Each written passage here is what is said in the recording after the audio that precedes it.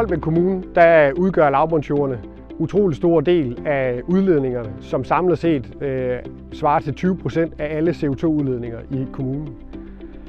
Derfor så er lavbundsprojekterne og den her indsats særlig vigtig for at nå klimamålene i Holbæk Kommune.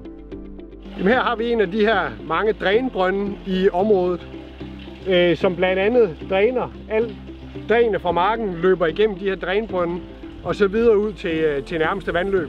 Og det er jo lige præcis de her dræn og det vand, der løber hernede, vi gerne vil have sløjfet i forbindelse med sådan et projekt.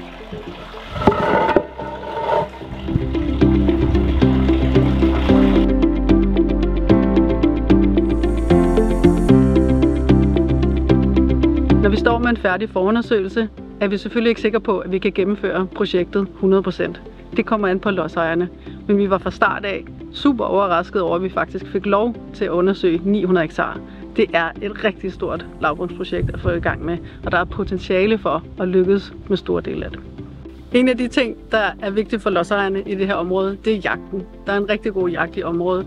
Når vi samarbejder og planlægger det her projekt sammen med dem, så tager vi hensyn til det, f.eks. ved ikke at starte forundersøgelsen midt i jagtsæsonen. Hvis vi lykkes med lavbundsprojektet her og får implementeret store dele af de potentielle 900 hektar, så vil vi få en rigtig stor sænkning af CO2-udledning fra området her. Og derudover så med hævning af vandstanden i området give et stort løft i biodiversiteten i området. Og særligt lige her, hvor vi står, er der mulighed for at genskabe en af de ganske få aktive højmoser, der er i Østdanmark.